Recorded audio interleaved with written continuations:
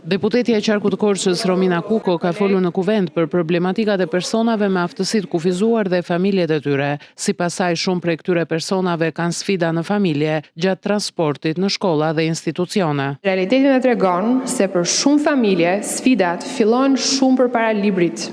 Fillojnë në shtëpi, te transporti, te mundësia për të mbritur në shërbim.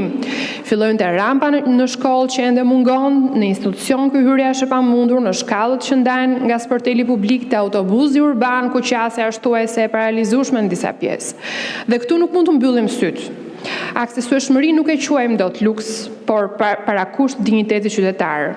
Dhe unë do vazhdoj të ngres zërin për këtë, derisa aksesueshmëria të jetë standard në çdo bashki dhe jo përjashtim. Deputetja Kuko u ndal edhe te përdorimi i fondit social nga bashkitë e vendit, duke kërkuar monitorimin e përdorimit të tij, ndërsa kërkoi edhe reflektimin real të këtyre nevojave në buxhetin 2026. Si po i përdorin bashkitë fondet sociale?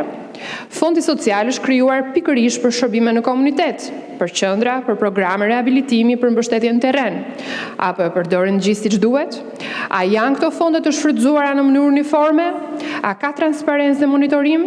Sepse nga mënyra si menaxhohen këto fonde, varet nëse sot një fëmijë do të ketë një qendër me terapinë e tij, apo do duhet të presë dhe një vit.